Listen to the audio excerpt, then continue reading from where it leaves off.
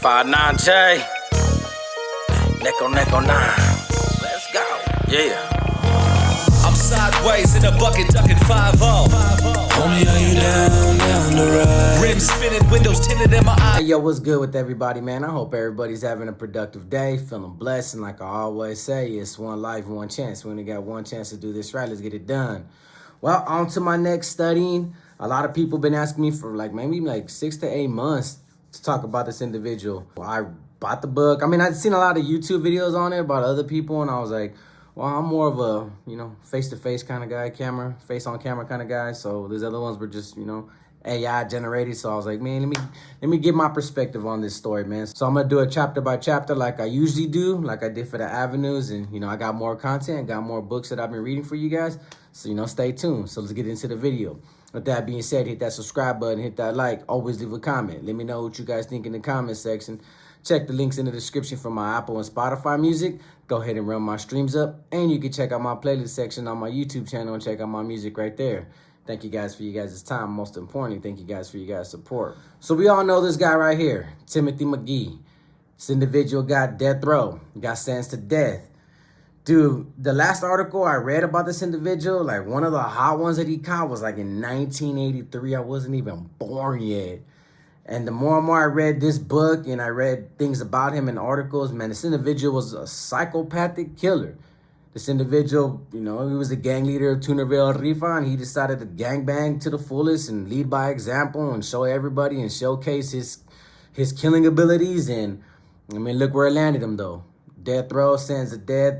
Took out a lot of individuals over gang politics, over gang territories, over just trying to be the biggest and hardest gang member to ever exist on the planet Earth, known to history. So let's get into this first incident. This one took place in the city of Glendale. I believe they said Atwater Village.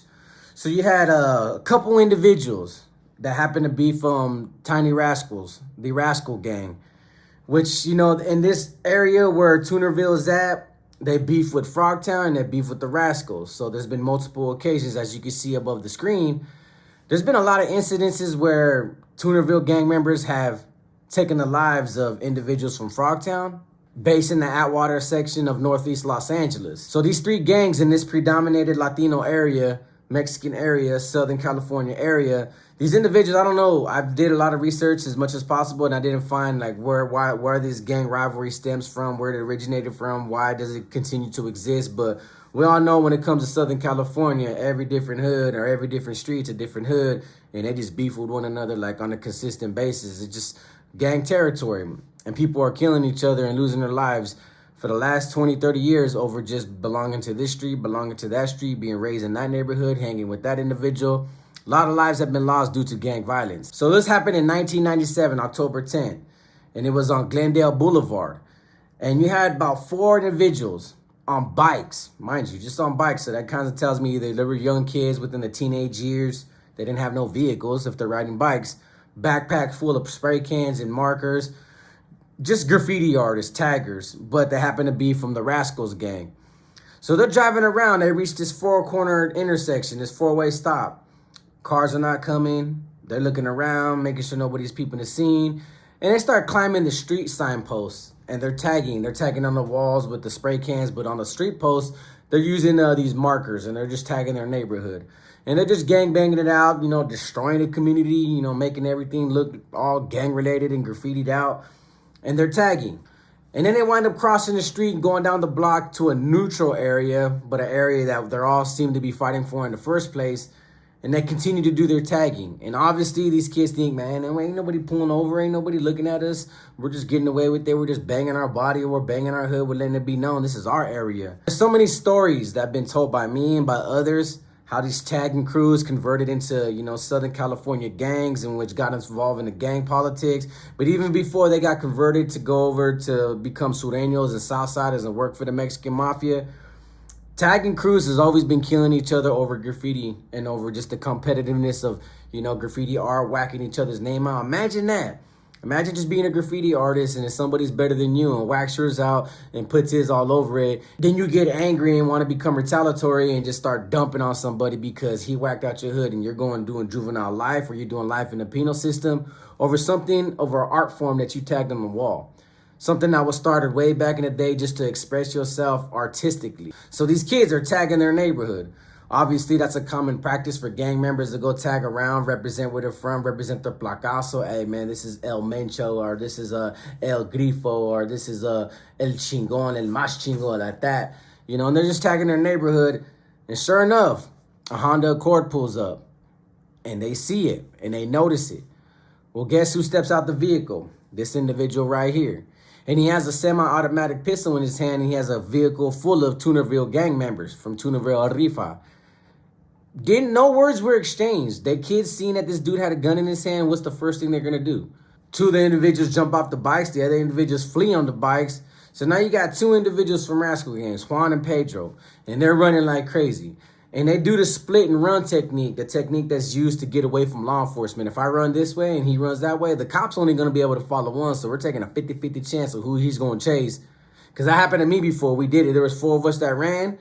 And they let the dog go, and the dog chose one individual, and he mauled my homie from VCP, mauled his leg up, and the homie went to juvenile hall. I got away with it. The homie got away with it. We all got away with it, except the homie that got bit by the dog. So they do the split and run routine, and they're running. But these individuals are dumping at all these individuals, but particularly Timothy starts dumping at Juan. Juan's in the middle of the street, and he's running like he's trying to dodge a little bit, trying to do the bob and weave, you know, the Cassius Clay technique. But he gets hit, and he gets hit in his back, right in his spinal cord, and he falls. And then he gets hit again in his stomach, and he realizes that, man, I can't move my legs. So he's thinking he's a dead man, and he's just laying there in a pool of blood, but he can't move. So, you know, time is ticking. You know, he doesn't know if Eskimo's going to walk up on him and just dome him. But instead, Eskimo decides to see, okay, man, we got Pedro running over here, and starts dumping that way. So there's a bunch of bullets. There was multiple shell casings from 3 different guns that were done in this shooting in particular. So Pedro starts running, Eskimo starts chasing him, and he's gunning after him, missing every shot. Pedro's running down the street, and he sees a Shell gas station. It's being remodeled to turn into a different convenience store, but he runs in that direction, bolts right through the door. And they're glass doors. Glass doors of all things, bro. But what do you think? What do you expect, man? It's a gas station. All gas stations have glass doors, glass windows. So he turns around and he shuts the door, thinking maybe they're a Pepsi glass. I doubt he thought they were bulletproof. But when you're in this predicament, when an individual with a loaded firearm is dumping at you and he's shooting at you and you're getting close to getting hit, your instincts is like, man, just shut the damn door and maybe I can block it. So he's holding both doors like this, by the glass door handles. There are metal handles, and he's holding them shut. So now they're face to face on each side of the glass window. It was like the scene off H2O, you know, this one right here, you see? When the sister finally sees Michael Myers and they're just looking at each other all exotic and all crazy and all thugged out and all evil. That was the same scene with this individual. So he's looking at the shooter. He's looking at Timothy. And Timothy just steps back for a little bit and starts dumping. Bam, bam, bam. All through the glass. The glass shatters like in 1,000 pieces. Pedro didn't want to get shot in the face, so his first instinct was to turn around. But when he turned around so he didn't get shot in the face, dude got shot in his back multiple times. And he falls all in the glass, shattered glass everywhere, but he's still holding on to the door handles. But lo and behold, sirens start ringing out. The cops are on their way. Obviously, Eskimo doesn't want to get busted, so he runs right back to the Honda, jumps into the Honda. All the gang members flee the scene, and they go back to their neighborhood. So when the cops show up, they initially showed up and seen the first victim, Juan. He's laid out. There was traffic everywhere. They pulled over, and there was a lot of civilians pulling his body out of the street. So they were like, hold on a minute. They were dispatched by public, by civilians, that there was a bunch of kids just tagging all over the place, spraying graffiti on the walls at this 4-way stop. And obviously that's what they got reported for. So when the cops showed up, they had just heard the gunshots going off. They didn't know what to expect. And when they get to the scene of the crime, they see that Juan's right there just bleeding out from his back and his stomach. And civilians are pulling him over the curb.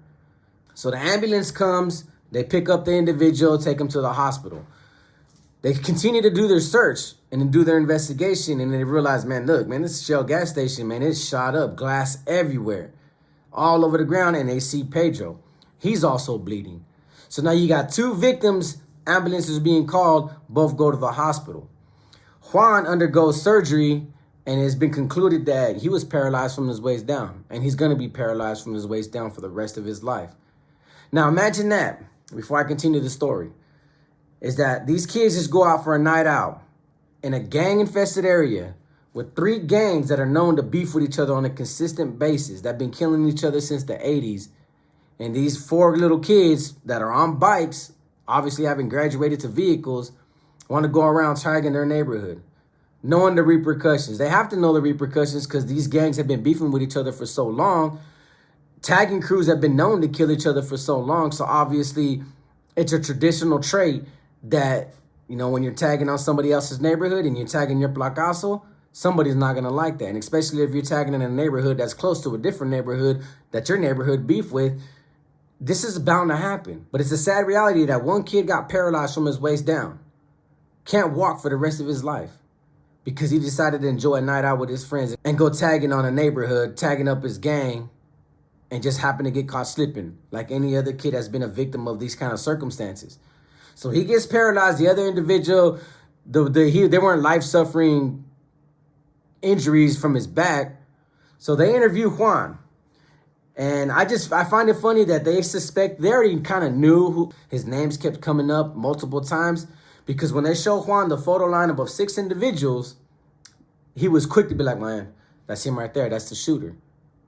But it was so funny that that man's picture happened to be one of the 6. So they already had suspicion that this individual's been causing a lot of gang ruckus and gang violence and gang shootings within this local area of Toonerville, Rascal Gangs, and Frogtown, that he was in the photo lineup. And what tripped me out is, man, I've seen it in, time and time again in cases that I've investigated when I was, you know, in the Norteño program. They even try to do it to me. You know, who are your co-defendants? You know what I mean? Anybody in these pictures in particular? They always kind of like, when they slide you the picture, they always kind of put your finger on the suspect. Man, just let me know if anybody you recognize right there. You know, the art of persuasion, I guess. So the individual tells them. They go interview and interrogate the second victim, which happened to be Pedro, who was shot in his back, but, you know, sustained from his injuries. And he didn't want to tell in the beginning. He was uncooperative, didn't want to say nothing, didn't want to snitch. He was like, I ain't got nothing to say. And then the cops happen to suggest, hey, man, we already know it's Timothy. We already know it's Eskimo from Toonerville gang, this dude right here in the picture. And the dude goes, well, if you already know, why are you already asking me? You already know who the person is. So that's the evidence that they needed to start investigating this individual yet again. They already had their suspicions. They already had information. They already had evidence to prior shootings. But now this is like what sums it all up, like to start looking for this individual. So about 4 days later, in the neighborhood of Frogtown, that's, you know, I mean, in a different local area from the Rascal Gangs in Toonerville, Rifa, an individual was walking. His name is Cloudy. And he's walking by this recreational center right here that you see in the picture, where kids go and play and, you know, an after-school program so kids can stay off the streets, so kids ain't got to be out there tagging on the neighborhood, destroying the neighborhood, or joining these gangs or shooting one another. But yet this individual just happened to be a gang member from Frogtown. So he's walking next to a chain link fence, and he sees that this vehicle pulls up, and it's all gang members, including Eskimo from Toonerville, Rifa. And they ask him, where you from? So the kid's response was, I ain't from nowhere. Tries to keep walking. As he's walking against the chain link fence, the car's pulling up with him. And then they pull out a weapon and say, hey, man, go ahead and pick your shirt up. Let me see your tattoos. Dude happened to have Frogtown across his stomach and some gang letters. And he already knew, if I show my shirt, these individuals are going to gun me down automatically. But there was nothing he can do. He was already being pressed. These individuals parked the car, got out, and there's multiple individuals with weapons, including Eskimo. And they're banging on this individual like, we need to see that shirt. We need to see your tattoos. So he tried to do it fast, like up and down real quick, to try to avoid them seeing his stomach. But he kept telling them, like, man, I don't even gangbang, bro. I don't do nothing like that, bro. I'm just a regular dude. But they happened to see just a small portion of the bottom of the tattoo that said Frogtown on his stomach. And that was all the evidence they needed to gun this kid down. So they opened fire on the kid as he's fenced up, as he's against the fence. Shot the individual 26 times. Talk about overkill. But that's what life is like in Northern California and Southern California. You know how many people have died just off that statement alone? Hey, homie, where you from? Well, I'm from here. Bam, bam, bam, bam. Hey, where you from? I don't bang. I don't believe you. Bam, bam, bam, bam. A lot of these individuals are going around, driving around different neighborhoods, rival neighborhoods, just asking people, hey, where you from? And sometimes, and most of the time in reality, there's no right or wrong answer. You're going to say what you're going to say, and if they don't like what you say, they're going to gun you down. Or especially if you're in the right neighborhood, they're going to gun you down. If their sole intentions was to ask you where you're from and they're already clutching on pistols, 75% chance you're going to get gunned down. Because even if you don't gangbang, if they don't believe you, that's all they need is, I don't believe them. I know them. I recognize them from somewhere. I seen them somewhere. And they're going to gun you down. So the cops show up to the scene 4 days later of this shooting.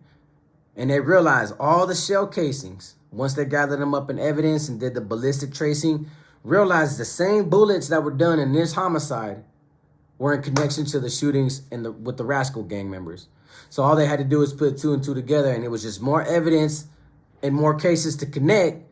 And that's a messed up reality, because I talk to a lot of subscribers just on personal basis, and they'd always tell me the same thing. Like, man, a lot of these tagging crews, man, they became violent. And that's when all the Sureño gangs and the Mexican mafia members were like, you know what, man, these dudes over here killing each other over these walls, over this art. You know what?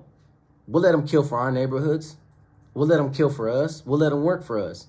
And started recruiting these individuals and forcing these individuals like, nah, bro, you want forget all that tagging stuff. You're either going to come over here or we're going to greenlight you guys. Forced a lot of these kids that were part of this tagging beef, turn them over into gangs, turn them into gang members, got a lot more individuals' life sentences because they were already willing to kill for an art form. So might as well kill for a gang and a purpose and an ideology and a mafia. And another incident when a kid joined a gang, but when the circumstances finally hit him on the home front and he got confronted about his gang and he has it tattooed proudly across his stomach, realizes, man, look, you're in a predicament where you ain't going to leave alive.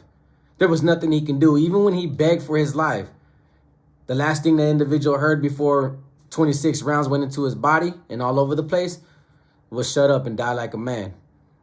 So that's the first episode of this individual right here, the Irish Sureño. I'm going to like to call him that because the dude was Irish.